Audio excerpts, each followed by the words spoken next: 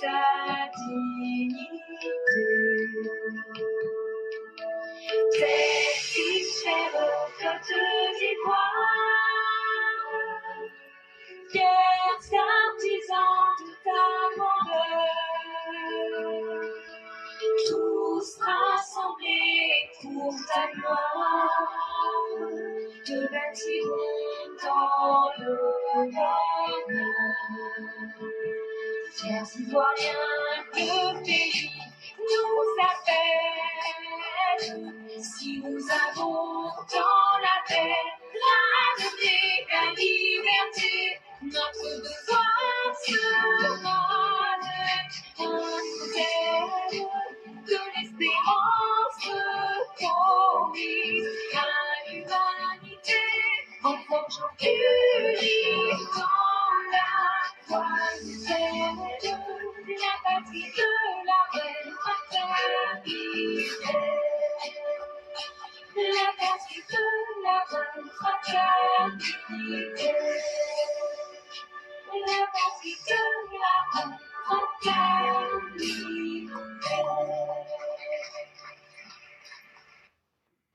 Bonjour mesdames et messieurs, bonjour chers auditeurs, bonjour à tous ceux qui sont en ce moment sur la plateforme Éclaireur Pro Vérité. Nous sommes en date du 12 avril 2025 et nous disons merci à tous ceux et toutes celles qui nous suivent. Merci de nous faire confiance. Malheureusement, nous ne donnerons plus la parole à quiconque. Vu qu'on a été coupé, ça a déjà mélangé mon temps. Je vais simplement présenter et après cela, on va fermer le direct parce qu'on doit aller à la recherche de notre pain quotidien et donc on ne pourra pas laisser la parole aux uns aux autres compte tenu du mélange du temps qui est déjà entré en ligne de compte. Aujourd'hui, nous aurons 4 sujets. Le 4e sujet, la désertion collective comme ultime refuge politique. Le 3e sujet, la foi aux farces. C'est une analyse d'Éclaireur Pro Vérité. Le 2e sujet, harcèlement en milieu scolaire, un phénomène sournois qui détruit l'avenir des élèves. C'est un reportage de presse-côte-d'ivoire.net. J'ai fait la synthèse pour aller plus vite. Et le premier sujet qui est tiré du journal en ligne lebanco.net a pour titre « Bientôt les pluies à Abidjan, des zones à risque toujours habitées ». Une enquête menée à Abidjan révèle que de nombreuses personnes vivent encore dans des zones à risque, comme les ravins et les flancs de collines, alors que la saison des pluies approche. Dans des communes comme Abobo, Adjamé et Anyamon, ces habitants sont vulnérables aux inondations et au glissement des terrains malgré les efforts des autorités pour prévenir les catastrophes. Les quartiers tels que Abobo derrière Raïs Sabé montrent des ravins encombrés de déchets et certaines maisons se trouvent à proximité de ces dangers. Les habitants inquiets demandent aux autorités de prendre des mesures pour éviter l'inondation. Et donc, dans cette analyse, j'aimerais dire que l'année dernière, il a plu. On n'a pas eu de mort l'année dernière. Parce qu'on a privilégié la vie humaine au caprice des uns et des autres. Comment des gens normaux peuvent ne pas tenir compte de leur vie. Quelqu'un qui ne prend pas, qui ne donne pas de l'importance à sa vie, est-ce que ça là c'est l'homme? Et on veut tout justifier avec la pauvreté. L'année dernière, lorsque on a cassé les quartiers précaires, combien ne se sont plaints ici? Mais l'année dernière, il a plu. Il n'y a pas eu de mort. Mais il n'y a personne qui est sorti pour dire merci au gouvernement. C'est ça l'ingratitude de l'Ivoirien. Et là, on est champion en cela. On oublie le bien et on oublie ce qui est positif. Mais vous partez dans des quartiers comme Abobo, derrière Sabé, il y en a à Djamé comme à Niaman, vous retrouvez des gens qui sont situés en bordure de certains ravins, qui sont situés sur des pentes dangereuses pour leur vie. Et ces personnes-là demandent aux autorités de prendre des mesures pour éviter l'inondation.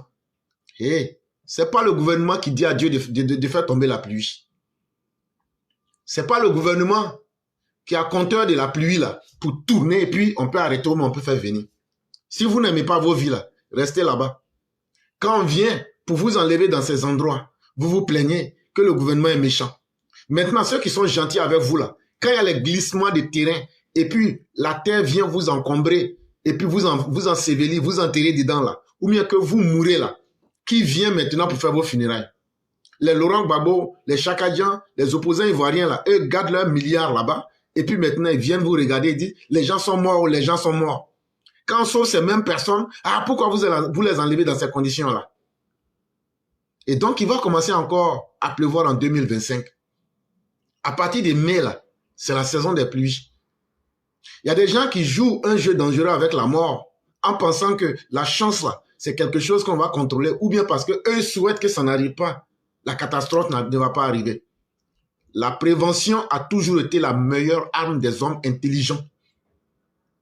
Un homme là, si tu ne veux pas vivre comme un animal là, il faut savoir te méfier. Et puis il faut savoir prévenir aussi tout ce qui peut arriver dans ta vie. Sinon, si tout doit venir dans ta vie par hasard, ou mais tu sais quelque chose, tu sais que c'est quelque chose à risque, mais tu te mets dedans en espérant que Dieu va te sauver, mais la bonne fortune sera de ton côté là. Tu es en train de perdre ton temps. Et des gens viennent vous dire, non, non, non, vous êtes pauvre là, c'est ce qui est bien. Parce que on doit vous laisser comme ça. Et donc la pluie va venir. On préfère dire encore, on ne sait pas de quoi demain est fait. L'année dernière, Dieu merci, il n'y a pas eu de mort. C'est la même chose que nous souhaitons. S'il faut faire déguerpir des gens, il faut les faire déguerpir sans état d'âme pour sauver leur vie, plutôt que d'avoir des morts sous la main. Dans Adjamé, malgré les évacuations passées, des maisons restent sur des flancs de collines et à côté des cours d'eau naturels. À Anyama, un site où un glissement de terrain a causé la mort de 13 personnes en 2022 a été nettoyé et reboisé. Mais les habitations dans la zone demeurent exposées aux inondations. Les habitants continuent à s'inquiéter de la montée des eaux. Et donc, l'enquête vient nous démontrer ici, en 2022, à Anyama, il y a un endroit, il y a eu glissement de terrain. Quand on dit glissement de terrain là, ça veut dire, c'est un endroit là, où les gens ne doivent pas habiter. Maintenant là, comme en bas des collines là, ils sont allés là-bas. Ils habitent là-bas. Et puis maintenant, quand il pleut là, l'eau a mouillé la terre là jusqu'à... Et puis maintenant, un coup, la terre là s'est cassée et puis c'est tombé sur... Il y a 13 personnes qui sont mortes dedans là-bas. Le gouvernement les a enlevés. On a planté des arbres dans l'endroit là. Malgré ça, il y a des gens encore qui sont à côté. L'endroit où l'eau passe là, ils sont là-bas. Hein. Et puis, ça peut créer une inondation. Hein. Mais ils sont là-bas et puis ils continuent de dire, on a peur, on s'inquiète. Vous n'avez pas peur. Vous savez dans quoi vous êtes. La mort que vous cherchez là, quand ça va venir là, je n'ai jamais vu un cadavre qui a peur. Quand tu meurs là, il n'y a plus de peur dedans. La mort que vous cherchez là, ça va venir vous prendre. Il n'y a même pas de problème. Restez là-bas. Et justifiez tout avec la pauvreté. On est pauvre, on ne sait pas où on va aller. Et même quand tu es pauvre là, tu as le devoir de sauver ta vie. Même quand tu es misérable, tu as le devoir de rester en vie. C'est de cela que moi je parle. Et on ne peut pas justifier le fait que l'on joue avec sa propre vie parce qu'on est pauvre, parce que c'est les autres qui doivent venir faire notre travail à notre place. Vous vous inquiétez, mais vous faites quoi? Au lieu de s'inquiéter là, qu'est-ce que vous faites pour qu'il n'y ait pas d'inondation? Quelle action prenez-vous de façon collective pour éviter les inondations? Ah, c'est le gouvernement, vous attendez. Attendez. Gouvernement là, eux ont d'autres choses à faire. C'est pas vous seulement qui les intéressez. Donc ne prenez pas vos vies en compte.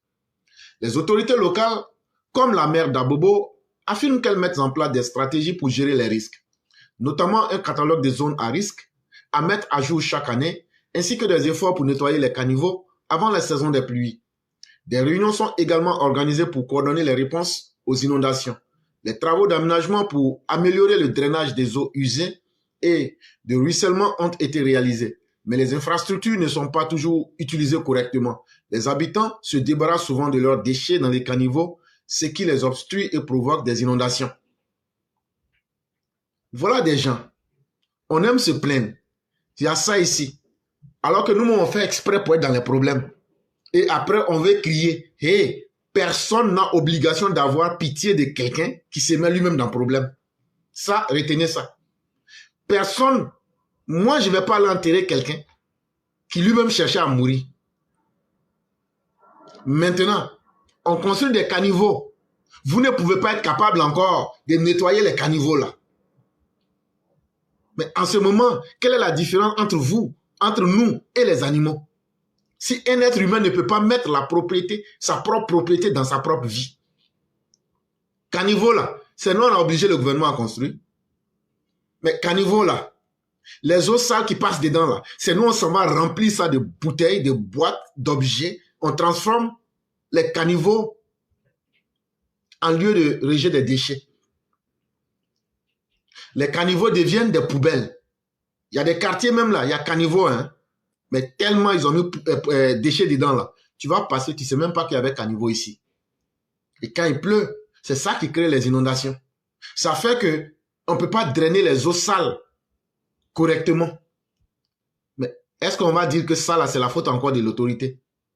Quand nous-mêmes, on ne peut pas assainir notre propre environnement de vie pour qu'on puisse échapper au danger. Or, tout le monde sait. On est en avril, hein. Aujourd'hui, c'est le 12. Tout le monde sait qu'à partir de mai, il va beaucoup pleuvoir. Mais on fait tous semblant, comme si c'est quelque chose qui arrivait et que c'était une nouvelle chose qui arrivait chaque année. Ce que les autorités peuvent faire, c'est ce qu'elles font. Et ce qu'elles ne peuvent pas faire là, elles ne le feront pas. Des exemples de cette situation préoccupante incluent le quartier Cissé à Anyama.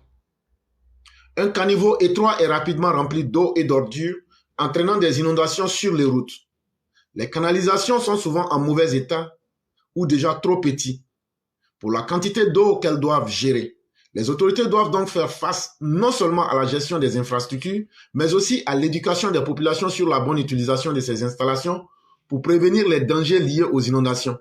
Les habitants exhortent les responsables à agir davantage pour assurer leur sécurité pendant cette saison pluvieuse à venir. Et donc, toujours c'est sur les autorités qu'on met tout. C'est les autorités qui doivent éduquer la population. C'est les autorités qui doivent construire les infrastructures. C'est les autorités qui doivent sauver vos vies quand vous vous mettez permanemment en danger. C'est les autorités qui doivent venir vous dire « Ah, en mai, là, il va pleuvoir. » Depuis que toi, tu es à Abidjan là, et dans la Côte d'Ivoire, là, toi, tu ne sais pas qu'il y a des mois, il y a des saisons de pluie. On fait semblant sur tout. Et quand c'est comme ça, là, les problèmes vont toujours être là. Mais Dieu merci, la rigueur du gouvernement commence à s'imposer et on sauve des vies. Et pour moi, là, c'est la seule chose qui est importante pour moi. Tant qu'il n'y a pas de mort, même si tu veux, là, il faut vivre ta pauvreté, c'est ton problème. Mais au moins, tu es vivant. Les caniveaux qui sont dans nos quartiers, là, avant d'attendre la mairie, là, faisons aussi des efforts pour le respect que nous avons pour nos propres vies, là. Enlevons les saletés que nous-mêmes on met dans les caniveaux, là, enlevons dedans. Pour montrer qu'on est devenu homme, humain. Arrêtons de transformer nos caniveaux en poubelles. C'est vrai que les caniveaux sont petits, mais dans son petit, là, si on remplit encore là, c'est qui on met en danger? C'est nous-mêmes. Donc là, c'est à nous-mêmes d'abord de nous donner des conseils. C'est à nous-mêmes de nous éduquer d'abord.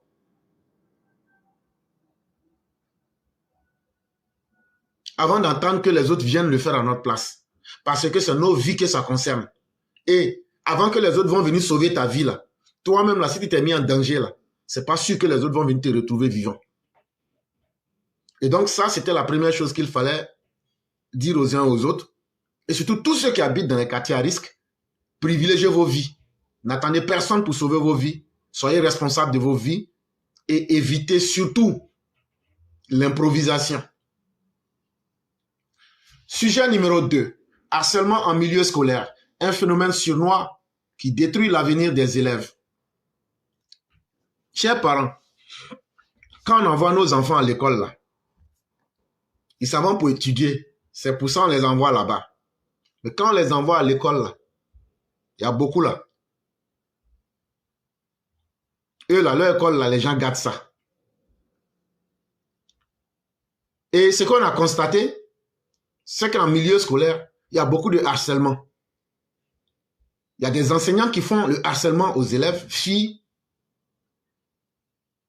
Comme il y a des élèves qui font des harcèlements les uns aux autres. Mais en majorité, je dis bien en majorité, ce sont les filles qui subissent les harcèlements en milieu scolaire. Ça veut dire, une fille peut être là. Si ce n'est pas un garçon qui la harcèle, comme Ebinto, c'est un enseignant irresponsable qui lui dit, si tu ne cèdes pas à mes avances, je vais détruire ta vie. Et ça là, ça a gâté l'avenir de beaucoup de nos filles qu'on a durement pris le temps de mettre à l'école. Une chose est de convaincre que nos filles puissent aller à l'école, mais une chose est qu'elles puissent aller à l'école dans un environnement où elles ne se sentent pas menacées. Si quelqu'un vient, tu dis tu aimes une fille, parce que toi tu es enseignant, si elle ne t'aime pas là, c'est ça qui devient la guerre. Non seulement il va donner des mauvaises notes à la fille, mais il va inciter tous ses collègues à donner des mauvaises notes à la fille. Même si elle était première, elle va devenir dernière de classe. C'est quelque chose là. Dans le monde de l'école là, tout le monde sait. Dans le monde des enseignants là, tout le monde sait. Bon, les enseignants que vous avez vus en train de gréver là, leur groupe là, c'est eux qui sont les harceleurs là. Je n'ai pas du tout les enseignants, hein, mais ceux qui ne travaillent pas, parce qu'eux-mêmes n'aiment pas aller travailler là, c'est eux qui sont champions dans ça. Parce qu'ils n'ont rien à faire. Oh. Eux-mêmes ne cherchent même pas à ce que le programme scolaire soit épuisé. Donc là, quand ils vont dans les écoles là, c'est pour aller coucher avec les filles des gens. Et dans ça là, ils ont détruit la vie de beaucoup de filles. Si elles ne tombent pas en grossesse, le harcèlement fait qu'elles finissent, le niveau baisse et elles finissent par ne plus terminer l'école. C'est ça, on va parler dans le deuxième sujet là. Le harcèlement en milieu scolaire et universitaire en Côte d'Ivoire est un problème grave qui affecte la santé mentale et la réussite scolaire des élèves. Ce phénomène prend plusieurs formes, notamment des insultes, des moqueries et de la violence physique. Et quand c'est comme ça, les gens font semblant, mais moi je vous dis la réalité. À l'université là, la FESI faisait ça. Il y a des enseignants à l'université qui font ça. Il y a des élèves aussi qui se font ça entre eux-mêmes. Mais en majorité, ce sont les filles qui sont celles qui subissent ces conséquences-là. Et quand c'est comme ça, si par malheur, la fille ne cède pas, si elle n'accepte pas de céder aux avances, qu'est-ce qu'on constate? Ce sont des moqueries contre sa personne, ce sont des violences physiques, ce sont des menaces. Des victimes restées souvent anonymes par crainte de représailles partagent leurs expériences douloureuses. Et c'est quelque chose qui fait très, très mal. Ça finit par diminuer ta confiance en soi-même. La personne qui est victime là, ça finit par te faire douter de toi-même. Parce qu'ils n'ont pas réussi à coucher avec toi. Si c'est un enseignant, ils vont te créer tous les problèmes. Quand c'est entre les élèves, tu vas voir, ils vont te faire des moqueries. Ils vont te faire des insultes. Quand c'est comme ça là, tu finis par perdre confiance en toi. Tu finis par te sentir diminué. Par exemple, une étudiante évoque le harcèlement qu'elle a subi à cause de son apparence physique. Ce qui l'a amené à changer de comportement et à se sentir complexée. Voilà une de nos sœurs, une de nos filles, qui n'a pas cédé au harcèlement, mais les gens aussi ont tellement monté la pression sur elle qu'elle était obligée de changer son comportement et ça a créé un doute en elle-même. Ça a créé un manque d'estime de sa propre personne en elle-même. Une autre élève raconte avoir été harcelée par un professeur qui lui faisait des avances inappropriées et la menaçait sur ses notes. C'est ce que je suis en train de vous dire. Ça existe beaucoup dans nos collèges et dans nos lycées. Malheureusement. Et beaucoup ferment les yeux là-dessus. Et c'est très dangereux, ça détruit l'avenir de nos enfants. Des témoignages comme ceux de SK et Audrey illustrent comment le harcèlement peut créer un sentiment d'isolement et d'inquiétude, même dans les écoles réputées. Et puis ne pensez pas que c'est dans les petits collèges, mais dans les lycées. Hein. Même dans les lycées des boss, les grands coins même là, où vous ne pouvez pas penser qu'il y a harcèlement parce que les parents des enfants là sont des babatiers, des gourous là. Ils font ça là-bas. Donc, ce n'est pas quelque chose seulement qui se passe dans nos quartiers, mais dans nos lycées populaires là. Ça se passe partout. À Cocody, un étudiant nommé Komena explique comment il a été moqué à son arrivée à l'école. Mais se sent maintenant mieux à l'université. Ces récits montrent que le harcèlement commence parfois à l'école primaire et peut avoir des effets à long terme sur la santé mentale des victimes. Et donc ça là, c'est une réalité. À vouloir cacher, ce n'est pas bien. Et qu'est-ce que les enfants doivent faire, ou même les élèves doivent faire? Dès qu'un tel événement arrive, il faut signaler ça à tes parents. C'est pourquoi la police existe. Et c'est pourquoi aujourd'hui, il y a des téléphones et autres. Si vous arrivez à avoir des preuves palpables, soit des preuves par enregistrement oral, ou bien d'autres formes de preuves, mais on va les confronter à la loi. Parce qu'en général, les enfants vont très vite à l'école et ils ont des âges assez jeunes. Mais on peut utiliser ça comme harcèlement contre un mineur, abus contre un mineur et abus d'autorité. Et ça là, on va les mettre devant la justice, même s'il n'y a pas de justice en Côte d'Ivoire.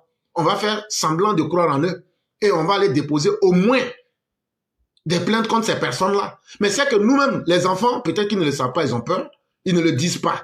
Mais c'est que nous-mêmes, les parents aussi, on ne prend pas le temps de regarder et de voir les changements dans le comportement de nos enfants. Parce que c'est quelque chose, c'est très blessant. Et tu te dis, en tant qu'enfant, en venant dire à mes parents, ils m'ont dit, mais est-ce que c'est pas toi-même qui as cherché à ça? Alors que ce n'est pas toi-même. Et je peux vous le jurer, nos mamans qui sont là, celles qui sont là à l'école, là. Je ne sais pas comment vous faites, hein, mais être une femme, là, c'est pas facile, hein. Être une femme, là, c'est pas facile. Parce que même quand tu passes au bord de la route, là, je ne sais pas, nous, les hommes, ça ne nous arrive pas. Peut-être qu'une femme peut t'aimer, mais dans nos cultures africaines, peut-être qu'elles n'ont pas le courage de venir te le dire. Ou même de te regarder comme ça et puis de faire des appréciations sur toi directement comme ça. Mais le cas contraire existe. Quand tu es femme, les gens sont là et te regardent et puis ils donnent des appréciations sur toi. Ou bien ils vont te courtiser, mais dans le sens du harcèlement. Mais ces jeunes enfants-là, souvent ils ont peur. S'ils disent à leurs parents, les parents m'ont dit, est-ce que c'est pas toi-même qui a provoqué? Alors qu'ils n'ont pas provoqué. Et donc c'est à nous les parents d'ouvrir un cadre de dialogue avec nos enfants pour qu'ils se sentent à l'aise. Dès qu'il y a ce genre de problème-là, on n'a qu'à signaler, que les enfants le disent et qu'on puisse prendre les responsabilités. Mais si on se tait dessus, là, les enseignants, ces gens-là se prennent finalement pour des dieux. Voilà aussi la réalité qui est là. Et ça, je peux le dire. Nos mamans qui sont là, si tu leur dis des témoins, celles qui sont à l'école là, je ne connais pas une qui n'a pas subi un harcèlement. Même dans la vie ordinaire, les femmes subissent plus le harcèlement que les hommes. Mais ça ne veut pas dire qu'il n'y a pas des hommes aussi qui subissent des harcèlements. Il y a des enseignants femmes aussi là, qui mettent leur gamme aussi sur des élèves garçons. On en a vu. Il y en a en France. Donc c'est comme ça. Emmanuel Macron là, est-ce que sa femme là ne l'enseignait pas? Et la famille d'Emmanuel avait posé plainte pour harcèlement de mineurs. C'est un exemple que je prends. Mais je prends cet exemple-là pour vous dire que si on peut faire ça entre les riches, là, c'est pas à nous les pauvres là que ça ne va pas arriver. Prenons aussi le temps de regarder les changements de comportement chez nos enfants et prenons le temps de discuter avec eux pour les mettre en confiance. Et maintenant, quand il y a des changements comme ça, là, on crée un cadre pour enregistrer et pour trouver des preuves. Et puis on dépose des plaintes à la police ou même à la gendarmerie. Si les parents commencent à multiplier ça sur la base de preuves concrètes, vous allez voir, les gens vont se dire, ah si je fais ça là, je sais où ça va m'amener. Les conséquences de ces phénomènes sont graves et incluent une faible estime de soi, un résultat scolaire médiocre et dans des cas extrêmes des comportements autodestructeurs. La psychologue Freddy Dofu souligne l'importance de la communication ouverte, d'un soutien psychologique pour aider les enfants victimes à naviguer à travers cette épreuve.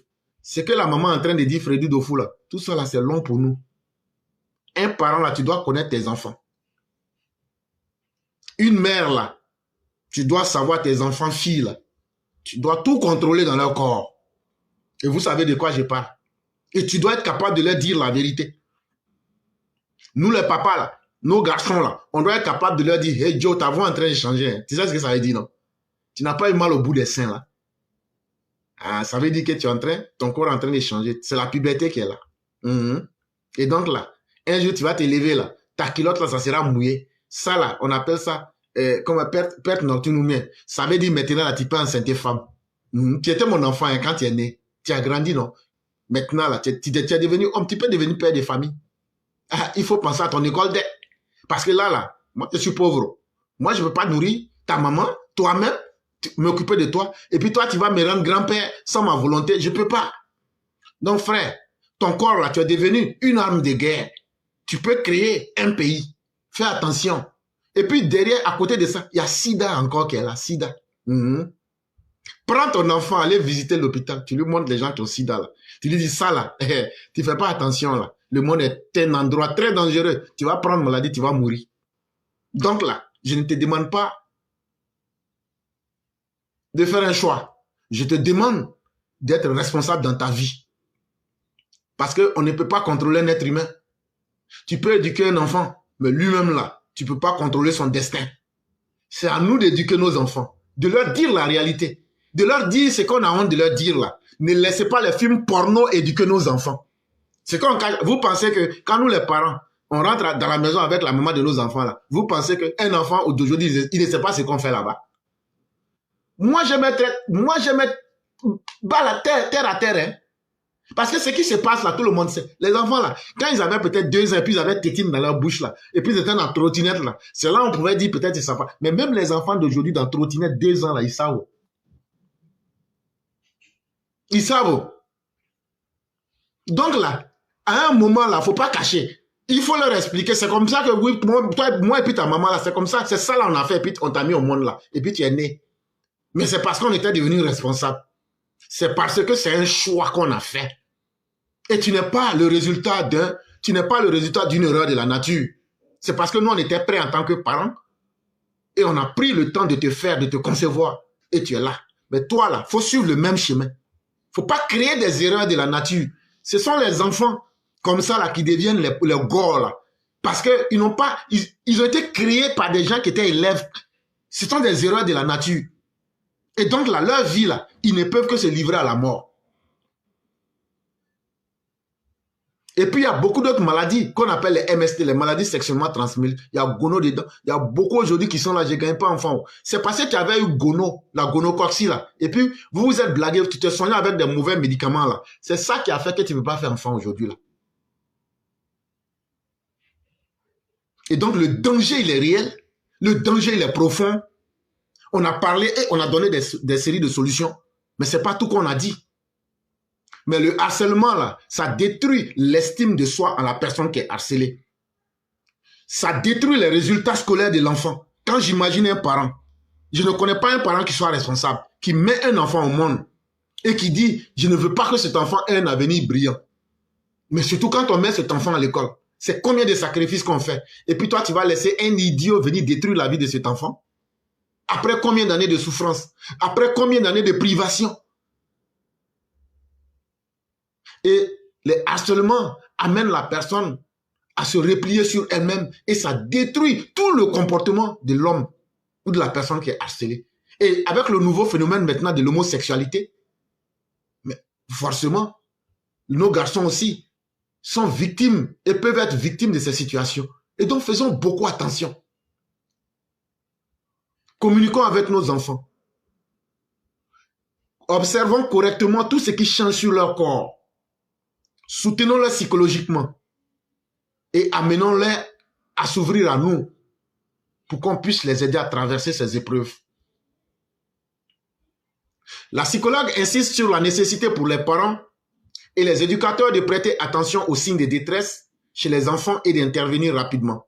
Pour résoudre ce problème, il est vital que les parents parlent plus avec leurs enfants et les dirigent vers des professionnels si des changements de comportement sont marqués. Autre conséquence, il y a d'autres conséquences qui existent, ce sont les grossesses en milieu scolaire. Et je vais vous donner simplement les chiffres de l'année dernière, c'est-à-dire l'année académique 2023-2024, 2022-2023. L'année scolaire 2024, là, il y a eu 4137 cas de grossesse. Qui aimerait que son enfant soit parmi ces cas de grossesse-là? Tu amènes ta petite. Quand je dis ta petite, je vais dire ton petit enfant, puisque nos enfants filles, ce sont nos petites femmes. Et puis c'est un chien qui s'en va l'enceinter. Vous m'excuserez les termes que j'utilise, hein, mais il y a des gens qui méritent la mort. Imagine-toi si tu as ton enfant parmi les 4137 filles là, tu fais comment? Et qui ici peut souhaiter, qui peut dire je souhaite que mon enfant fille soit parmi ces filles là? Ça c'était en 2024. Et ça là, si on avait posé 4137 cas contre ceux-là, ces enseignants-là, la grève qu'il y a eu la dernière fois là, ils n'allaient pas avoir. Parce qu'on allait attraper les bliblés là, on allait les attraper dedans. Les enseignants djihadistes là, on allait les attraper dedans. Je n'ai pas dit que c'est eux personnellement, j'ai fait de l'ironie, mais c'est une manière de dire là. Il faut être irresponsable jusqu'à... Mais un homme là même là-haut. Comme toi tu as 40 ans, 50 ans, c'est les petites filles de 20 ans, 25 ans, tu t'en vas chercher. Quand même. Je n'ai pas dit que c'est pas possible, hein, mais un homme là, il faut... Je parle des hommes, hein, mais je parle aussi des femmes aussi. Il faut aussi respecter son âge, quoi. C'est ce que je vais dire. Je n'ai pas dit que tu ne peux pas tomber amoureux d'une femme d'un âge inférieur. Hein. Mais vraiment, le gap en termes d'expérience, c'est trop. Une petite, toi qui as 50 ans, une petite femme, une petite fille de 25 ans, là, vous allez parler de quoi dans la vie? Et puis, en termes d'expérience, vous allez pouvoir évoluer ensemble. Elle est là parce que toi, tu as ton jeton. Toi, tu es là parce que tu es en train d'exploiter sa fraîcheur. Et puis après, là, il y a quoi que vous construisez ensemble? Vous ne pouvez même pas vous asseoir pour parler et pour vous donner des idées. Bon, ça, c'est quelle relation où l'intelligence est autre? Je n'ai pas dit forcément qu'il faut aller prendre des femmes qui sont plus vieilles que toi ou bien comme ça. Mais je vais dire qu'un homme qui se respecte là, tu te donnes quand même un genre. Et une femme qui se respecte là, tu te donnes quand même un genre. Toi, tu as 50 ans, c'est derrière les petites filles de 15 ans, tu cours, qu'au fraîchini. C'est ce qui fait que beaucoup parmi vous, là, Dieu même, merci, fait que Dieu vous frappe avec insuffisance rénale parce que vous êtes en train de prendre Viagra, le connerie là. Un homme normal, là, quand tu connais ton corps, là, tu n'as pas besoin de tout ça, là. Tu connais tes limites, là, tu sais où t'arrêter. Et tu sais ce que tu dois faire. Mais c'est dans vos excès, là. Ah non, il est mort, attaque cardiaque. Parce que tu t'es caché pour prendre Viagra, tu prenais à côté, tu prenais des trucs qu'il ne fallait pas prendre. Parce que tu voulais pousser ton corps vers ses limites. Et donc là, un matin, là, c'est la mort subite qui te frappe. Et puis on dit d'aller faire funérailles de ça. Comme on vit dans l'hypocrisie, on te prend en ce moment, te jeter comme un chien dans un trou. Et puis c'est fini. On passe à autre chose. Parce que toi-même là, c'est l'enfer que tu as créé pour ta vie. Toi, tu as 60 ans, tu te vas prendre une petite fille de 20 ans. Tu veux que celle-là, elle n'a qu'à te donner la paix du cœur. Mais si tu prends une femme qui est dans ta catégorie, tout le monde voit que là, on est en train d'aller vers quelque part, là. Chacun, l'expérience de la vie vous a bien aiguisé, là. Chacun se calme. Et vous cherchez à aller dans la vie ensemble, doucement. Bon, ça, là, enfant comme ça, là, tu vas faire quoi avec ça? Enfant d'un chien qui a enceinté ton enfant. Ça, là, l'enfant tu vas faire quoi avec ça? Ça fait que des parents qui sont dignes, là, se suicident. Parce que c'est pas pour ça que j'avais amené mon enfant à l'école. Et des parents dignes se suicident. Ça, c'était 4137 cas de grossesse scolaire en 2000, dans l'année scolaire 2023-2024. Mais pour l'année 2022-2023, là, il y a eu 3586 cas. Ça veut dire une augmentation de 17%. Ça veut dire, chaque année, là, en 2023, c'était 3586. En 2024, c'était 4137. Ça veut dire augmentation de 17%. Ça veut dire, les malfaiteurs, là, on les met en confiance. Et ça, là, ce que j'ai dit, là, je n'invente pas, hein. C'est le Conseil national des droits de l'homme, le CNDH, qui a sorti ces chiffres-là. La foire aux farces. Un farceur, c'est quelqu'un qui aime se mettre dans la distraction, dans le burlesque, dans la fanfaronnade. Dans un courrier adressé le vendredi 11 avril 2025 au président de la CEI, Traoré Demba, commissaire central à la CEI et représentant du PPACI, a officiellement notifié sa décision de se retirer de la CEI à compter du vendredi 11 avril 2025 de toutes les activités de la commission comme à lui exigé par Laurent Gbagbo. Je demande donc solennellement à notre représentant au sein de la CEI de suspendre immédiatement toute activité dans cette institution jusqu'à un nouvel ordre, a déclaré Laurent Gbagbo. On va faire ça rapide. On dit, hier vendredi là, celui qui représentait Laurent Gbagbo à la CEI là, il s'appelle Traoré Demba. Laurent Gbagbo est sorti, il dit à Traoré Demba, comme tout ce que j'avais fait pour aller me coucher à Bruxelles, je m'étais donné 1 mois pour brûler le pays, ça n'a pas marché là. Donc là, maintenant là, on a tout essayé, ça n'a pas marché. On a essayé de soulever les enseignants, ça n'a pas marché. On a essayé de soulever les étudiants, ça n'a pas marché. On a essayé de saboter le pays. Chacun a fait pour lui à part, par le médiatique et le lynchage du pays, ça n'a pas marché. On a fait infiltrer le pays par des djihadistes. Malheureusement, beaucoup ont été arrêtés. Ah oui, ça, je peux vous le dire. Si vous pensez qu'on est là, qu'on ne vous voit pas. Eh oui, au moment où on était en train de vous parler, qu'ils étaient sortis là, ils avaient infiltré des... Il y en a encore, c'est pas encore fini, mais il y en a encore. Mais beaucoup ont été arrêtés. Et merci au gouvernement qui n'a pas communiqué là-dessus. Comme tout ça, ça a échoué maintenant, sortez de la CEI. On n'a même pas encore fini avec ça. Ceux qui étaient au plateau hier là, avant même que les juges ne donnent leur décision loufoque d'hier là, les gens du PDCI qui étaient au plateau ont profité en même temps, à travers M. Simon Do, qui est le président du groupe parlementaire PDCI. Je vous annonce que dans les heures à suivre, le PDCI et la coalition pour l'alternance pacifique en Côte d'Ivoire vont quitter la CEI. Il l'a annoncé devant des militants réunis au tribunal du plateau. Et ce matin, quand je me réveille, j'ai vu certains dire qu'ils ont quitté ou pas. Je n'ai pas encore la certitude, mais je considère qu'ils ont quitté. Mais je peux vous le dire, c'est quelque chose que nous avions prévu depuis très longtemps. Et je vous avais déjà informé sur tout cela.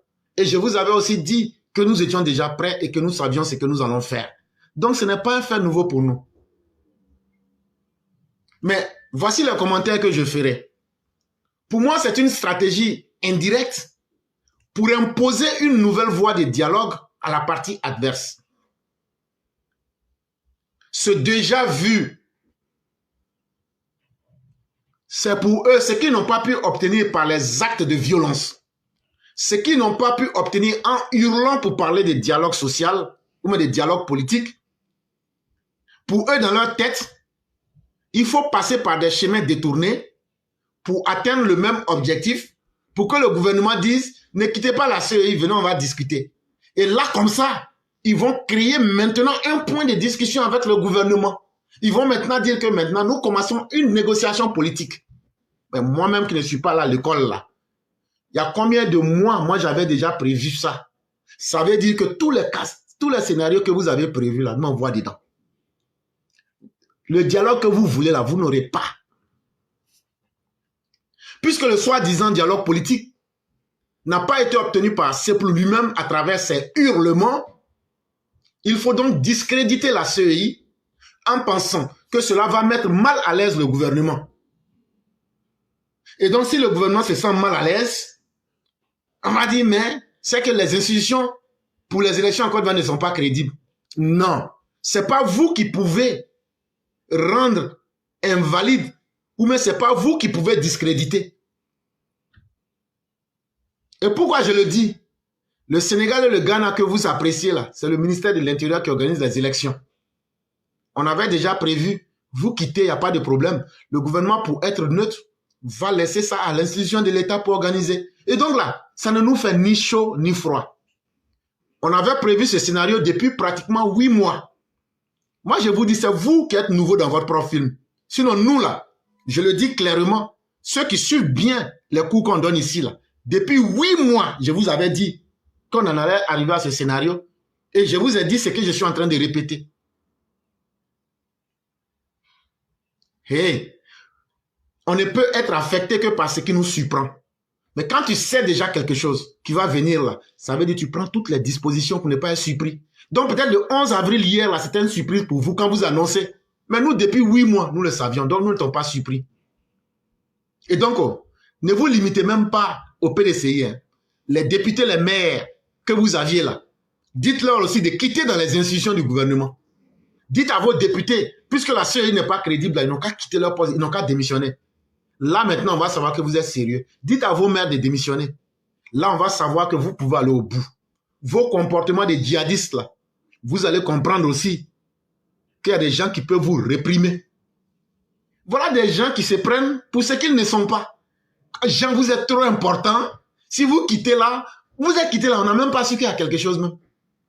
De la même manière que Laurent Gbagbo, son nom n'est pas sur la liste électorale là. Et puis la Côte d'Ivoire continue d'avancer là. C'est comme ça que votre présence, comme votre absence, est égale à 0. Vous vous êtes auto-disqualifié. Et ça là, vous ne pouvez pas dire que c'est quelqu'un qui vous a demandé de vous disqualifier. Et ça là, c'est une bénédiction pour nous. Parce que des micro-partis politiques minoritaires de la périphérie, qui n'ont que le discours de la haine, qui n'ont aucun discours crédible, à part la xénophobie, la haine, et surtout le mensonge, la violence à chaque période électorale. Mais vous-même là, quand vous vous invalidez et que vous vous disqualifiez, mais nous on ne peut que frotter nos mains pour dire Dieu merci. C'est maintenant que vous allez savoir s'il y a des lois en Côte d'Ivoire ou pas. Parce que la loi en Côte d'Ivoire là n'oblige personne à aller voter. Le vote est libre en Côte d'Ivoire. Si tu ne votes pas là, on va te mettre en prison, ça n'existe pas. De cette même façon là, la loi en Côte d'Ivoire ne demande pas à quelqu'un, si tu es dans la commission électorale là, c'est avec quoi dans ta tâche, tu ne peux pas quitter dedans. Donc, c'est votre droit d'être quitté. Et donc, ne pensez pas que parce que vous avez exercé votre droit de vous auto-disqualifier, que cela va impressionner les Ivoiriens. Pour nous, là, c'est un épiphénomène. Parce que votre présence est égale à votre absence. Parce qu'à la base, vous êtes nuisible à la Côte d'Ivoire. Et c'est une manière de faire du chantage. Mais vous pensez que le RHDP que vous voyez là, c'est le RDR, hein? N'oubliez pas ça. Alassane Ouattara n'a pas changé. Oh. C'est même Alassane Ouattara, président du RDR là. C'est lui qui est là. Éclaireur que vous voyez là, c'est le même militant RDR là. Hein? Nous, on n'a pas changé. Hein? C'est vous qui faites semblant de penser qu'on a changé. Et que vous, c'est nous là. Vous allez prendre votre chantage pour mettre sur RDR. Et puis, quel RDR? RDR qui est au pouvoir. Sinon, vous nous connaissez quand on était dans l'opposition. Vous savez ce qu'on était dans l'opposition. Si vous pensez qu'on a changé et que c'est vos chantages là qui vont nous effrayer, cette année 2025 là, vous allez nous connaître. Nous là, on est prêts et on est farouchement prêts. Et nous vous attendons au tournant cette fois-ci. Et on va casser vos gueules. Parce que le ridicule là, ça n'a jamais été une vertu. Vos comportements sauvages que vous voulez transformer en sagesse là, on vous attend au tournant. Voilà des gens qui veulent saboter l'optimisme en l'avenir des Ivoiriens qui est démise depuis avril 2011. Aujourd'hui, là, tout homme normal qui aime vivre là, tu sais qu'aujourd'hui, la Côte d'Ivoire, ça donne envie de rester en vie. La Côte d'Ivoire d'aujourd'hui, là, tu te dis, mais qu'est-ce que les autorités vont faire demain qui va nous faire rêver? Je vais voir ce qu'ils vont faire demain. Chaque jour, il y a de nouvelles réalités, positivement parlant. Ils veulent briser cet optimisme-là, alors que le monde entier donne sa confiance à la Côte d'Ivoire. Cette semaine-là, et la semaine dernière, là, en moins de 2 semaines, le FMI a donné son satisfecit à la Côte d'Ivoire. Et en plus de ça, ils ont dit aux Ivoiriens, quand ils étaient en train de célébrer l'inauguration du carrefour Akwaba, là, ils ont dit, venez encore, il y a 438 milliards, vous pouvez prendre. Parce que le travail que le président Ouattara fait là, ça nous impressionne positivement. Le prix du cacao, quand le président est revenu comment on appelle, de la France, c'est passé de 1500 à 2200. Depuis le 1er avril 2025, le prix du carburant, le super sans plomb là, il y a eu une réduction de 20 francs. C'est passé de 875 à 855. Le prix du gasoil a baissé de 15 francs. C'est passé de 715 francs à 700 francs. Est-ce que les prix sont plafonnés, mais les prix ne sont pas plafonnés? Les prix sont plafonnés. Aujourd'hui, là, même si tu es bête comment, est-ce que toi, tu n'as pas entendu que le prix des riz a baissé? Mais est-ce que tu t'es demandé pourquoi? Parce que, à du moment que vous voyez là, tranquillement, il a encouragé les gens, les paysans à cultiver riz. On est en train d'aller vers l'autosuffisance alimentaire. Les riz qu'on se va prendre chez les blancs là, les Ivoiriens même disent, riz, on a mis poison dedans, c'est même pas que c'est que c'est là. On préfère payer riz de nos propres parents maintenant là. Ça fait que les gens ont pris riz là, c'est paquet chez eux là-bas comme ça. Ils sont obligés de baisser le prix. Toi, tu n'es pas content de ça. Toi, tu n'es pas content de ça. Et c'est là, vous pensez que les Ivoiriens, tout ce que je viens de citer là, c'est seulement ce qui s'est passé dans les 2 semaines là. Hein. Depuis que vous étiez au pouvoir là, de 1993 jusqu'en 2011 là, qui parmi vous, autant de Bédier, vous avez une fois entendu que le prix du gasoil a baissé? Vous avez entendu que le prix du riz a baissé? Vous avez entendu qu'ils ont construit une infrastructure? Et c'est des gens comme vous là, on va suivre. Parce que nous, on est tellement bêtes, nous les Ivoiriens, on va cracher sur notre bonheur pour suivre des politiciens et des politocrats qui ne savent que offrir la misère économique, la misère morale et la misère sociale. C'est vous là, nous, on va suivre pour que vous nous offriez la misère morale, la misère économique et la misère sociale. Même si on dit qu'on est chien et qu'on est animal là, on sait faire la différence entre notre bonheur et notre malheur. Vous là, vous pensez que nous les Ivoiriens là, on est tellement tontons, on est tellement bêtes qu'on ne sait pas faire la différence, qu'on ne sait pas que depuis le 11 avril 2011 jusqu'en 2025 là, qu'on est en paix là. Pour vous, nous, on ne sait pas qu'on est en paix. Pour vous là, les 19 ans de désordre social, les 19 ans de gabégie, les 19 ans de guerre civile de 1993, parce que les gens disent, la guerre civile là, ça a commencé depuis 1993. Depuis le jour où Bédier a semé la haine pour diviser les Ivoiriens là, c'est depuis ce jour-là la guerre civile a commencé. Avec Gbagbo là, c'était la phase visible. Donc là, nous on ne sait pas, nous on a oublié cette période parce que Dieu même là, il a enlevé nos cerveaux, il a mis nos cerveaux en vacances. Et donc nous on ne sait plus qu'on est en paix. On ne sait plus qu'il y a l'ordre social. On a compris. Ne quittez pas dans ce hier. Si vous voulez même là, quitter la Côte d'Ivoire même. Là on va voir que vraiment vous êtes fâchés. Le 4e sujet, la désertion collective comme ultime refuge politique. C'est notre père Koulibaly Khalil qui nous fait cette analyse. Il nous dit qu'aujourd'hui, vous voyez, il y a beaucoup qui sont en train de quitter dans le PDCI là. C'est le seul choix qui leur reste. Et c'est le RHDP qui devient leur refuge. Mais est-ce que ces personnes viennent par conviction? Non, tout le monde le sait. Elles viennent pourquoi? Elles viennent parce que c'est leur seul refuge. Elles ne veulent pas mourir politiquement et elles ne veulent pas avoir le ventre creux. Et donc, il faut s'accrocher au restaurant pour pouvoir survivre. La scène politique ivoirienne s'illustre à nouveau par une dramaturgie dont elle a le secret. Le retrait annoncé du PDCI et du PPACI ainsi que le CAPSI de la Commission électorale indépendante sous le prétexte commode des revendications ignorées. Cette gestuelle n'est pas inédite.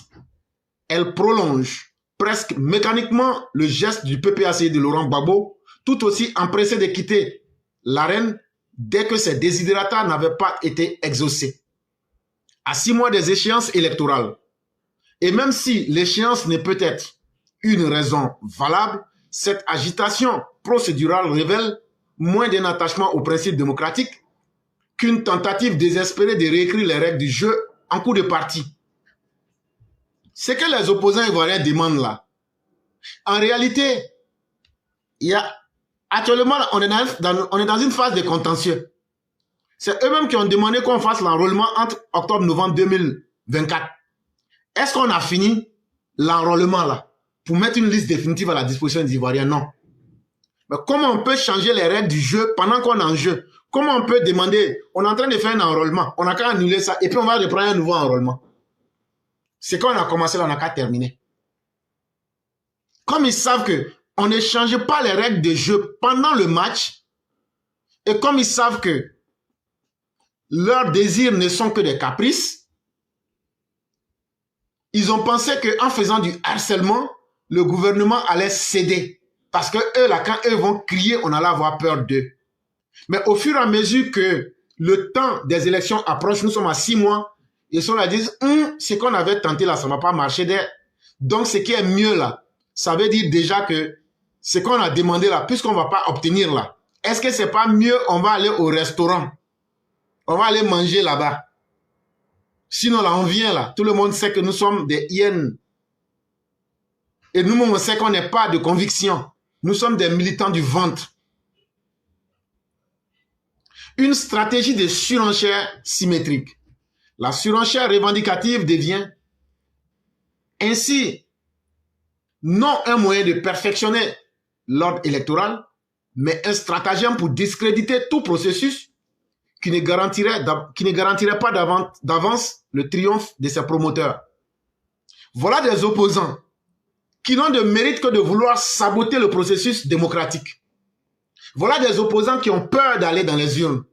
Voilà des opposants qui sont incapables d'apporter des candidats potents, des candidats qui peuvent dire la vérité à leurs propres électeurs et à leurs militants.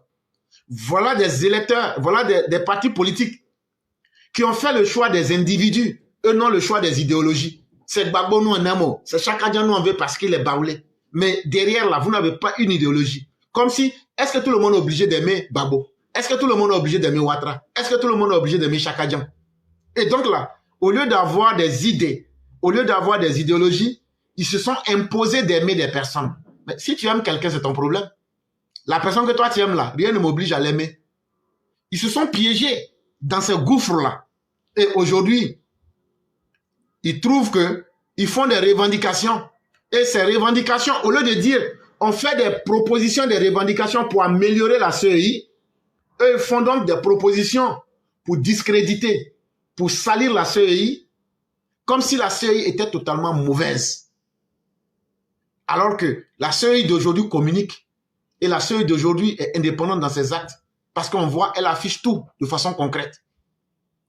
Or, que deviendrait une démocratie si, à l'instar de ces formations politiques, chaque compétiteur exigeait comme préalable sa participation, que l'ensemble du dispositif institutionnel soit intégralement remodelé à son profit.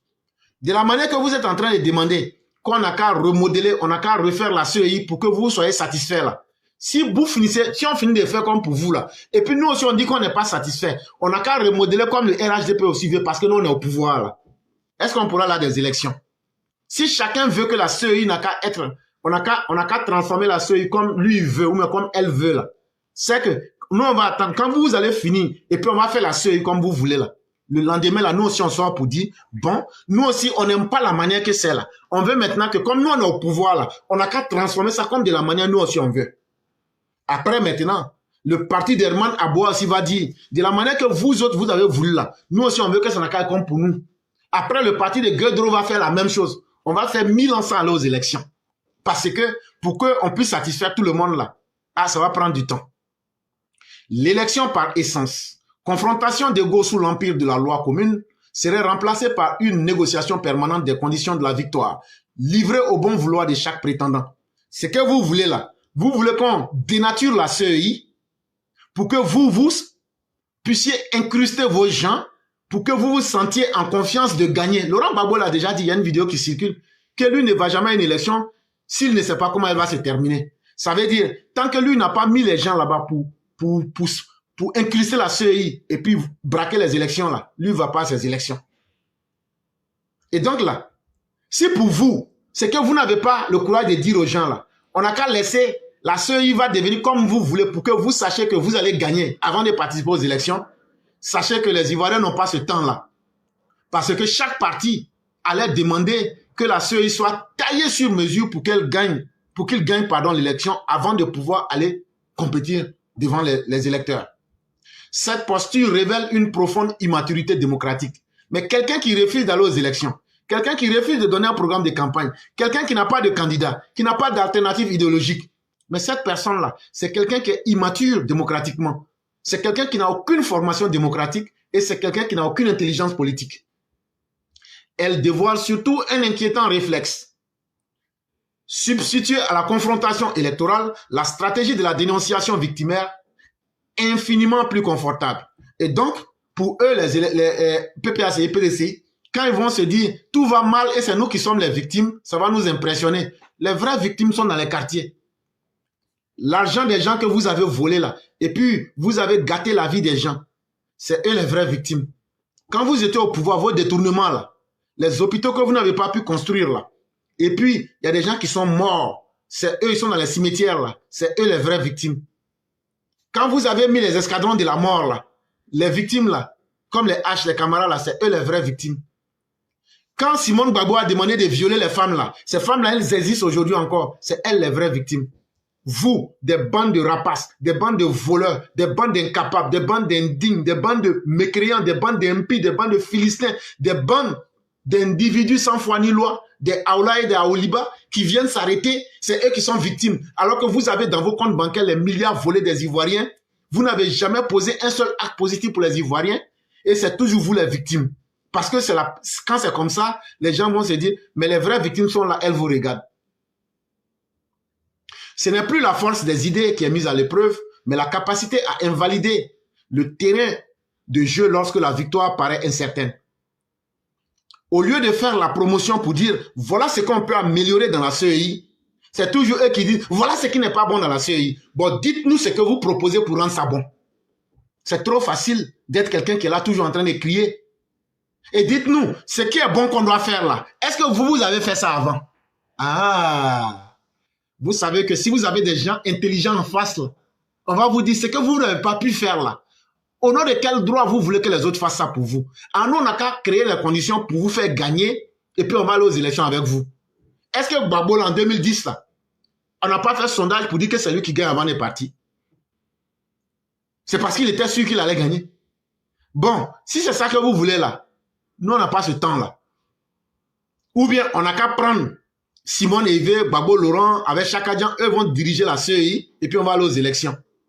Est-ce qu'à votre temps, c'est ce que vous aviez fait? Est-ce que vous avez laissé les gens déclarer les résultats? Est-ce que vous avez accepté de sortir pour communiquer avec les Ivoiriens? Parce qu'on va vous demander, c'est bien beau de crier, mais qu'est-ce que vous avez proposé? Ce que vous avez proposé là, est-ce que vous-même vous avez une fois fait? Non. Bon, pourquoi vous n'avez pas fait et puis vous demandez aux autres de faire? C'est pourquoi vous vous cachez derrière pour crier que vous êtes victime.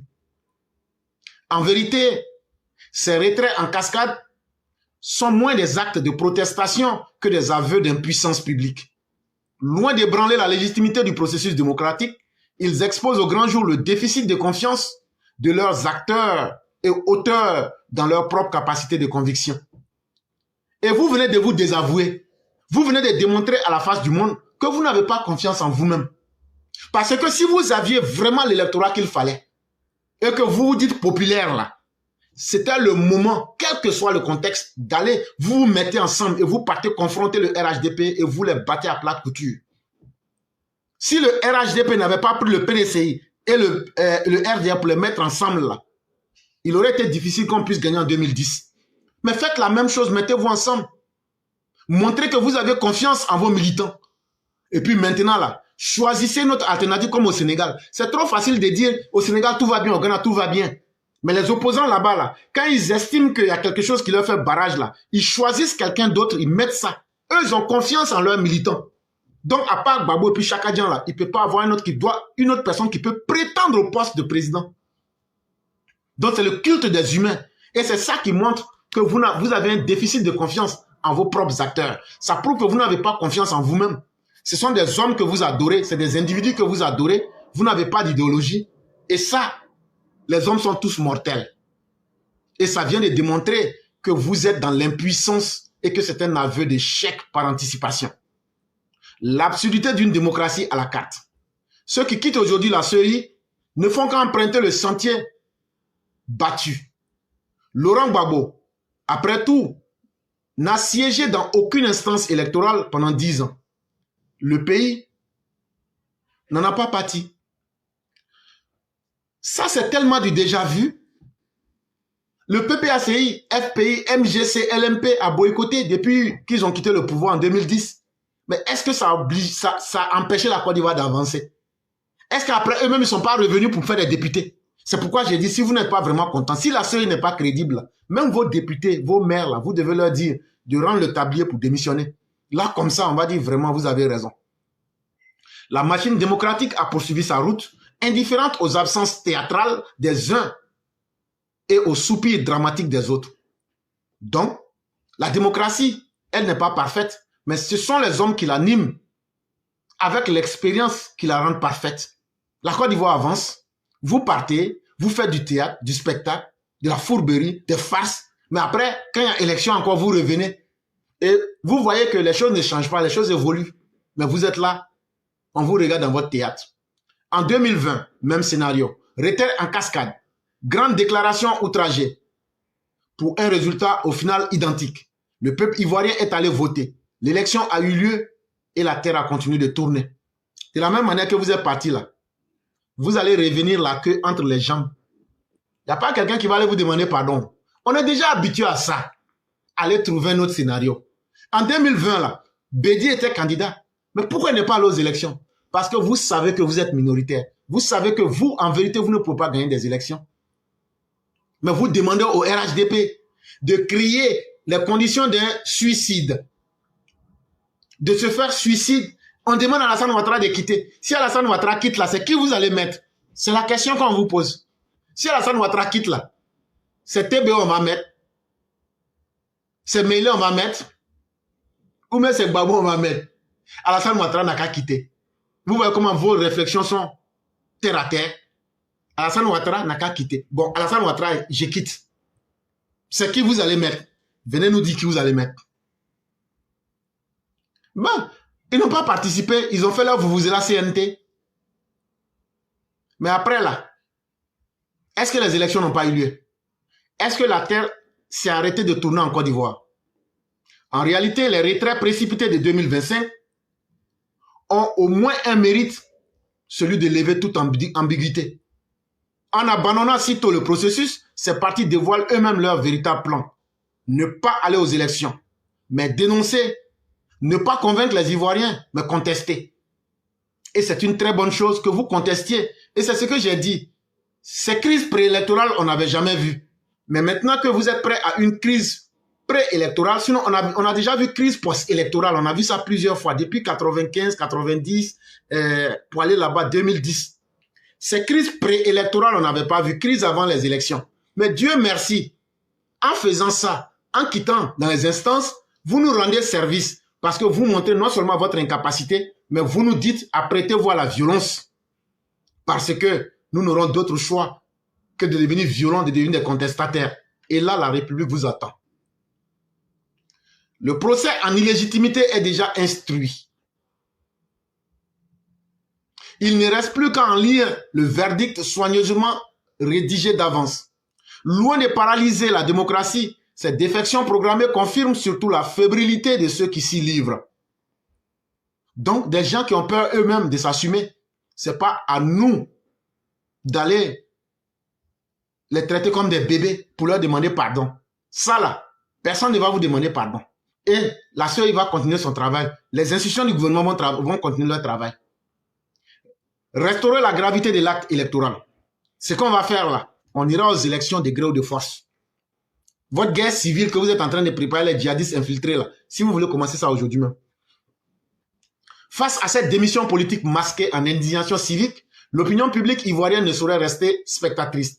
La démocratie n'est ni un marché où chacun s'impose ses conditions, ni une salle de théâtre où l'on sort bruyamment pour compenser l'absence de talent. La démocratie, là, c'est pas un marché. Je vais au marché, il y a du bruit, mais j'achète ce que je veux. On ne peut rien m'imposer. La démocratie, là, c'est pas un marché. C'est pas un marché gourou. Il y a des règles. Si tu ne peux pas respecter les règles, tout le théâtre que tu vas faire là, même si tu cries là, hey, c'est parce que tu es minoritaire, tu n'as pas de militants. Elle est avant tout un pacte d'acceptation des règles communes, même lorsqu'elles contraignent, même lorsqu'elles déplaisent. Il faut, pour toute personne qui respecte notre société, tu vas respecter les règles de la société et maintenant donner tes avis. À 6 mois d'échéance cruciale, il appartient aux citoyens de rappeler à l'ordre ceux qui, au lieu de préparer l'affrontement des idées, préfèrent multiplier les prétextes pour fuir l'épreuve. La démocratie ivoirienne mérite, mieux que cette infantilisation permanente, elle mérite des acteurs politiques capables d'affronter la réalité, non de l'instrumentaliser. Donc, on n'a pas besoin de gros enfants qui pensent que eux, leur caprice qu'ils imposent à leur mère, on va toujours le leur dire, bon, on vous demande pardon, revenez.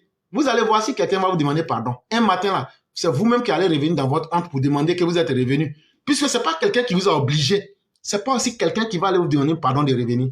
Asseyez-vous et puis regardez la suite. Mesdames et messieurs, nous allons aller directement à l'édito de Mère Blanc.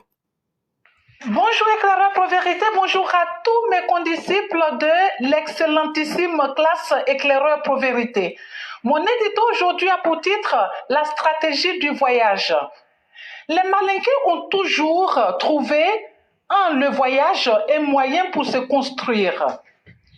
Il peut s'agir pour lui de faire le déplacement du nord au sud par exemple, ou en dehors même de son pays.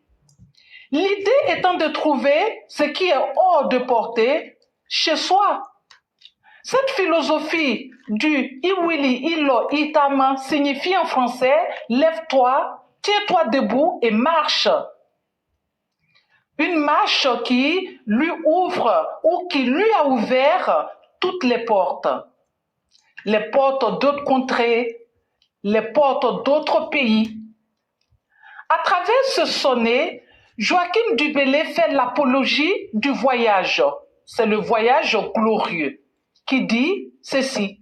Heureux qui, comme Ulysse, a fait un beau voyage où c'est celui-là qui conquit la toison et puis est retourné plein d'usage et raison. Ici, il s'agit d'un voyage glorieux et triomphal de Jason, qui a ramené avec lui, au bout d'un voyage, la toison d'or de Chrysomalos, le bélier ailé. Le voyage, moyen de se réaliser sous d'autres cieux. Le voyage qui permet de rapporter une grosse fortune, comme l'a fait Jason, est utilisé autrement par les vauriens. Pour l'opposition ivoirienne, par exemple, le voyage est un prélude à la filouterie et même à la sédition. C'est pour ça que nous, les élèves de la plateforme Éclaireur pour Vérité, nous conseillons à vous, les autorités ivoiriennes, de les maintenir tous au pays à l'approche de la présidentielle. Gbagbo s'était rendu en Italie et cela nous avait valu des remous sociaux. Nous les voyons voyager, trop voyager même ces temps-ci. Stoppez-les au moment venu. Leur voyage est loin d'être appréciatif. Il est souvent même annonciateur de bafou. Vous le savez comme moi, ce sont des malots. Merci et à bientôt. Merci infiniment, Mère Blanc. Ce qu'elle dit est tellement important. On aurait pu aborder l'aspect philosophique pour jusqu'à en arriver même à l'aspect ontologique. Mais malheureusement, on n'a pas le temps. Et ce qu'il faut retenir, c'est que le monde, là, on ne peut plus rien mystifier. De la même manière que nos parents, à l'époque de la colonisation, on pensait que les Blancs étaient des immortels. Quand nos parents sont venus à la première, la deuxième guerre mondiale, là, ça a ouvert leurs yeux. Ils disent, ah, donc Blanc aussi peut mourir. C'est comme ça que vous, là, vous ne pouvez plus nous mystifier le monde. Nous, là, nous sommes des enfants des pauvres. Il n'y avait rien qui prédisait qu'un jour, on allait sortir hors de la Côte d'Ivoire. Donc, tout ce que vous aviez l'habitude de prendre vos enfants, de les mettre dans les grandes écoles du monde, mon enfant au Japon, il est en France, il est aux États-Unis, il est ceci, là. Aujourd'hui, nous, les enfants des pauvres, là, on est aussi aux États-Unis. Nous, les enfants des pauvres, là, on ne se déplace pas tous les jours, hein, mais ce qu'on a vu dans les pays des Blancs, là, vous ne pouvez plus mystifier nos parents au pays. C'est pourquoi chaque matin, on sort ici pour dire, ceux-là, il n'y a rien dans eux. Quand ils viennent, là, ils se soignent avec les assurances de l'aide sociale publique. Ils ne sont rien. C'est ça le bénéfice du voyage. Quand tu voyages, c'est que tu as vu, tu prends ce qui est bon dedans, et puis maintenant tu donnes ça à ceux qui sont restés derrière toi. Malheureusement, on peut aussi transformer le voyage en un poison. C'est pas tout le monde qui doit voyager. Quand tu laisses quelqu'un qui ne doit pas sortir pour voyager, lui va copier les mauvais modèles et les imposer.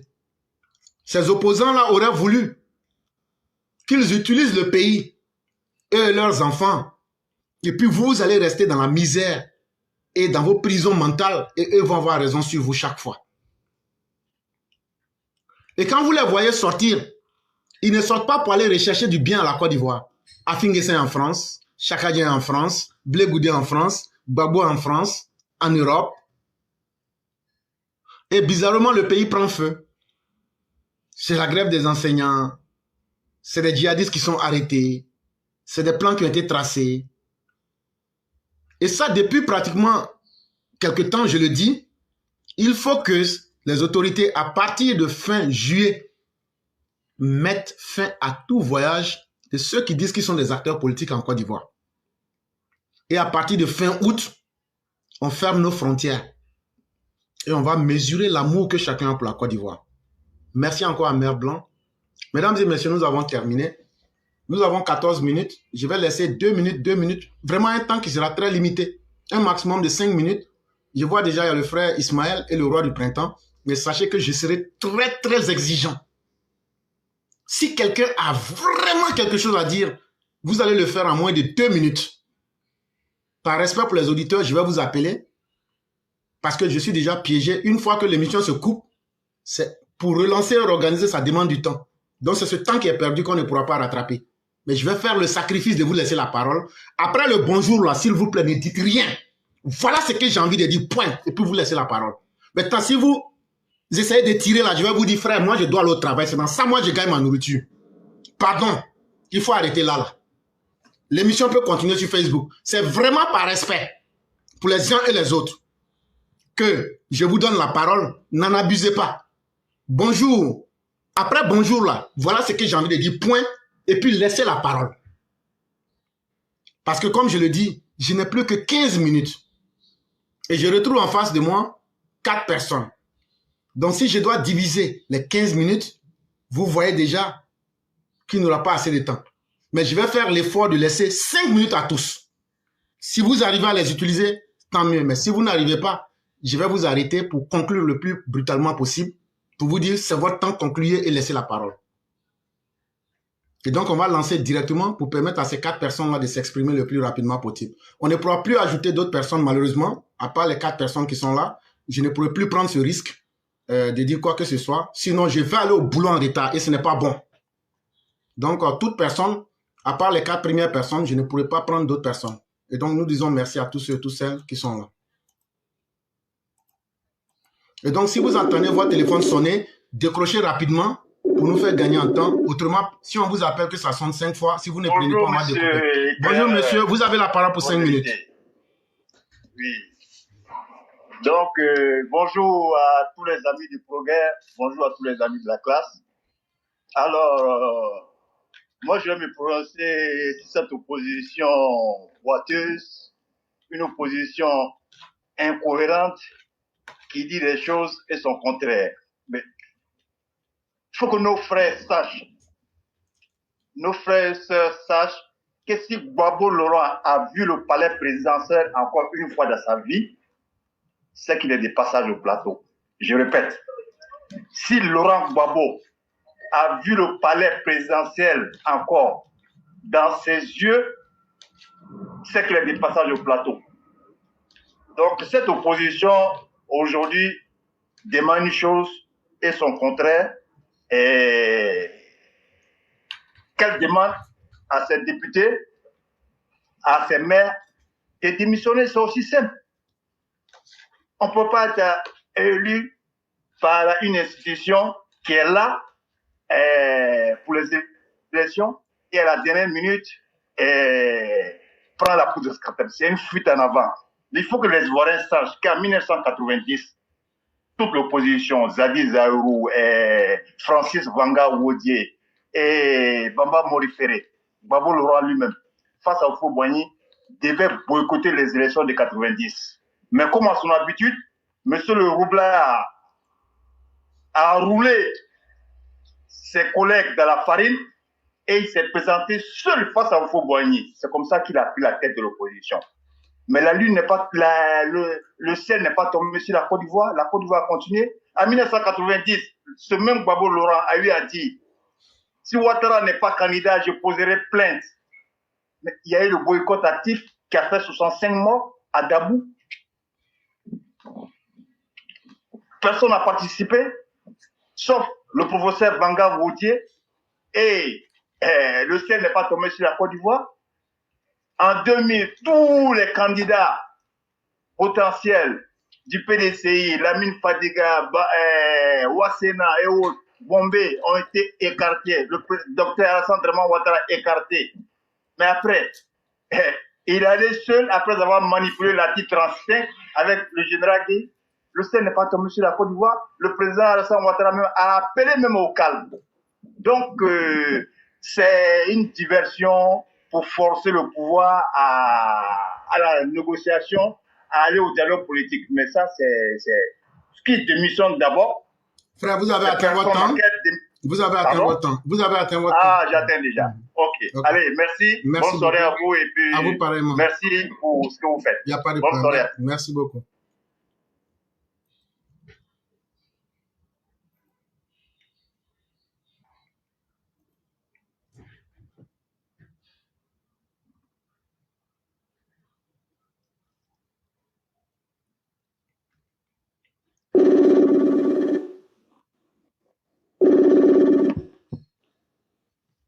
Et bonjour à toute la classe. Bonjour, cher maître. Ok. Oui. Ok, donc, mes parents RHDP, vous ne verrez plus des débatteurs, vraiment des débatteurs désormais en face de vous, mais plutôt des pro-russes, Wagner, AES, des miliciens, des mercenaires, des hackers, des cyberattaques de vos pages, des terroristes et des djihadistes. Et désormais aussi des intoxicateurs, des falsificateurs, des faits réels. Donc tous ceux qui viendront dire oui, on veut faire un débat, en réalité c'est des microbes. Donc évitez cela, donnez les vrais faits et montrez les vraies réalisations du papa Ado et puis on avance. Merci mon éclaireur. Merci beaucoup, cher maître, pour cette recommandation qui en vaut son pesant d'or. On vous souhaite une excellente soirée. Merci beaucoup.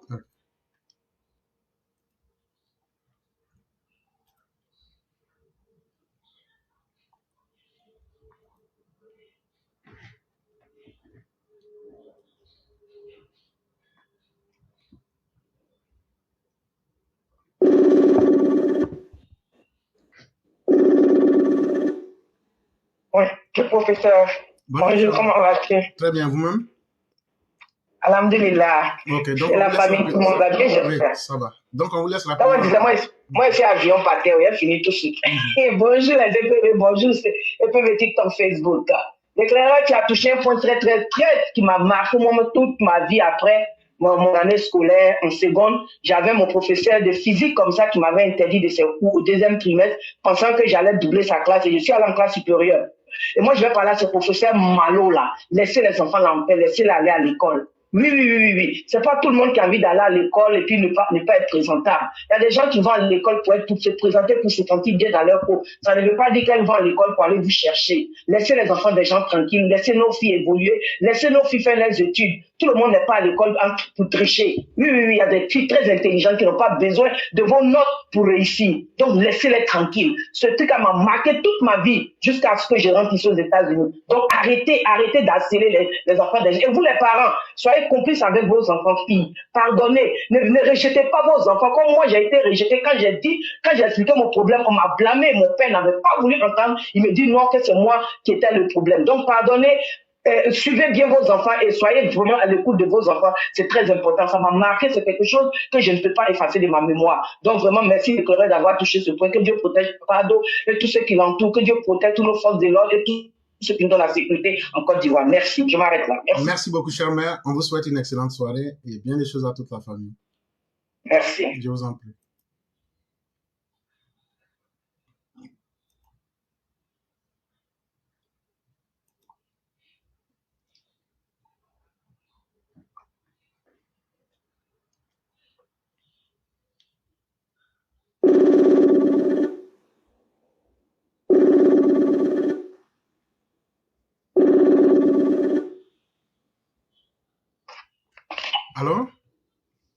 Oui, bonjour éclaireur. J'espère que vous allez bien. Je vais très bien. Donc, on vous laisse 4 minutes rapidement. Oh, ok, merci beaucoup. Bonjour, bonsoir à tout le monde. J'espère que vous allez tous bien.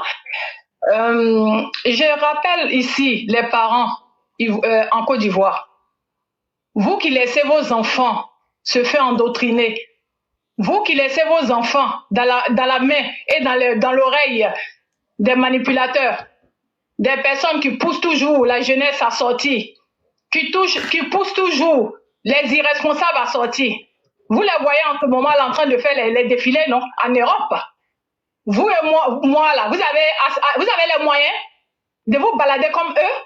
Je suppose que non. Ils sont en train de préparer le terrain. Ils mettent le feu. En fait, ils poussent vos enfants à sortir, aller faire des bêtises pour mettre le pays en retard, pour saccager les biens de la République ivoirienne. Et après, ils fuient en laissant vos enfants dans la merde, en prison. Souvent, d'autres même peuvent se retrouver au cimetière. Et qui va être la victime? Qui va sortir les bras vides dans cette affaire? C'est vous les mères. Il est temps pour vous, pour que vous vous levez, pour que vous dites à vos enfants non à la manipulation. Pour que vous dites, oui, nous voulons l'évolution que notre pays est dedans aujourd'hui, grâce au président Ouattara. Nous dites, oui, à la tranquillité que nous avons au pays, à la sécurité que ce monsieur-là nous donne, à toutes les infrastructures que le monsieur-là a fait pour le pays, à tout ce que ce monsieur-là a fait pour faire évoluer le pays, à la paix que ce monsieur a instaurée dans notre pays. Vous allez dire non aux manipulateurs. C'est ça qui fera la force de vous les mères que vous êtes. Donc faites attention, faites très attention. Sur ce, je vous souhaite bon week-end et je dis à tout le monde, demain, nous avons notre réunion au lieu habituel. Donc venons nombreux, s'il vous plaît.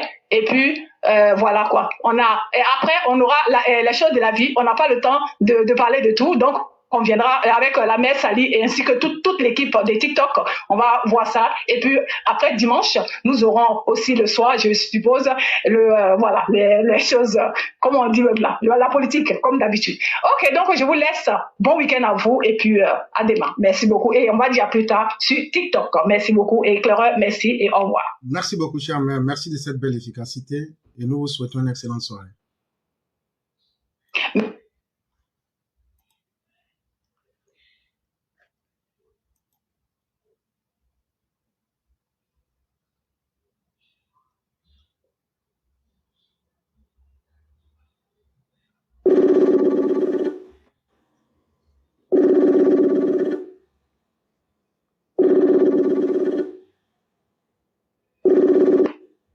Allô? Allô? Allô? Allô? On va vous laisser vos 5 minutes plus 2 minutes pour faire la conclusion. Ok, merci. Donc, je vais aller rapidement. Voilà, donc je vais profiter pour dire merci à tous. Merci à tous. Demain sera un autre jour sur TikTok et je vous laisse vos 7 minutes. D'accord. Donc on va aller rapidement puisque on va faire rapidement. On ne pourra pas tout développer, mais on va dire l'essentiel. Je remercie tout le monde et puis bon, moi je crois qu'en toute sincérité, ceux qui ont suivi depuis notre communication sur cette affaire de CEI-là ne devraient même pas s'étonner de ce qui est en train de se passer, ou du moins ce qui s'est passé hier. Nous, on a dit, tout bon observateur de la scène politique devrait pouvoir voir ça venir depuis. Parce que, quand vous regardez, un individu qui a son chien à la maison ne peut pas se lever un matin comme ça, chercher à tuer son chien. Qu'est-ce que le chien a fait? Mais pour le tuer, il faut d'abord l'accuser de rage et ensuite tous les arguments sont trouvés pour le tuer.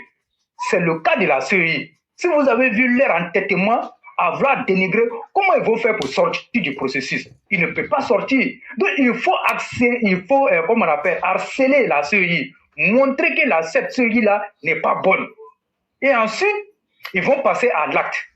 Mais moi, je voudrais inviter tous les Ivoiriens au calme. On a vu pire que ça. Rien ne doit vous étonner. D'autant plus que ceux-là même qui sont en train de contester ces CEI-là aujourd'hui, ils étaient au pouvoir hier. Étant au pouvoir, ils ont joué le rôle que devrait jouer l'opposition. C'est eux-mêmes qui ont mis cette CEI-là en place. Et ils ont choisi le président de la CEI, c'est le grand Gbagbo. Mais est-ce que ça l'a empêché de contester, comme on appelle, cette CEI-là? Mais pourquoi devrons-nous être étonnés de son comportement? Donc on n'est pas étonné. Et le PDCI est sorti. Le FPI est sorti. C'est ce qu'on va dire. Mais les élections vont se passer. Sans eux, les élections vont se passer. Et aujourd'hui, au PDCI, comment eux peuvent accepter d'écarter tous les autres candidats et faire un boulevard à Tidjane Thiam? Et là-bas, ça passe crème. Mais quand Tidjane Thiam est frappé par les lois de la République et qu'il ne peut pas être candidat, ils disent qu'il crie au complot. Pourtant, vous-même là, vous n'êtes pas exempt des reproches. Vous faites pire que ce qui se passe. Vous avez violé vos propres textes. Mais les lois de la République disent que Tidjane Thiam ne peut pas être candidat parce qu'il n'était pas ivoirien. Et vous pensez que vous allez aller négocier avec qui pour venir faire entorse comme aux lois ivoiriennes? Rien ne va se passer. Et moi, je vais vous dire quelque chose. Il n'y aura pas d'élection plus apaisée que celle d'octobre 2025. Moi, je vous le dis en toute honnêteté. Quand vous regardez cette opposition-là, qui est un vrai homme, qui peut croire ou bien qui peut prendre au sérieux cette opposition? Vous avez boycotté le processus ici. On vous a demandé. Et vous parlez de dialogue. C'est à de commun accord, au dernier dialogue que les gens ont dit, il n'y aura plus de dialogue. Raison pour laquelle le ministère de la Réconciliation a été dissous. Et donc, les institutions fonctionnent. S'il y a un problème, il faut aller vers les institutions et non aller s'asseoir encore. Un pays qui fonctionne normalement ne peut pas passer tout son temps à fonctionner sur un dialogue. Une république ne fonctionne pas sur des faux arrangements. Donc, c'est ce qui les rattrape aujourd'hui. Et vous le voyez, moi, je peux vous dire que le président Alassane Ouattara, il ne cédera à aucune revendication de cette opposition-là. Vous pouvez me faire confiance. C'est moi qui vous ai dit ça. Il ne cédera à aucune revendication farfelue de cette opposition. C'est eux là qui doivent, parce que aujourd'hui, quand ils sont dans l'opposition, il faut que ça soit... Non, les lois ne sont pas liées à une personne. Hein. Les lois ne sont pas liées à une personne. Et la République ne peut pas fonctionner, comme on appelle, par une opposition qui a été au pouvoir. Et quand Laurent Gbagbo a réussi à écarter Alassane Ouattara, Henri Konan Bédié, il s'est retrouvé face, comme on appelle, à Robert Gueye, avec quelques petits candidats qui ne pesaient pas. Et il est sorti pour dire oui, que lui là, lui son adversaire là, ce n'est plus, comme on appelle, Alassane Ouattara, ce n'est plus, comme on appelle, Henri Konan Bédié, c'est Robert Gueye, parce qu'il savait qu'il avait gagné la bataille. Donc tu as fait ça. Mais pourquoi aujourd'hui tu es tombé sur le coup de la loi, tu es en train de crier. Tu as dit que l'ONU a écrit au président, non? Mais Katina est parti chercher quoi à l'ONU? Il est parti chercher quoi là-bas? Donc, chers élèves de la classe, nous on vous a dit, le cardio, mais soyez sereins et soyez sains. Le pays là, il est bien tenu. Nous irons à des élections, lesquelles élections qui vont se passer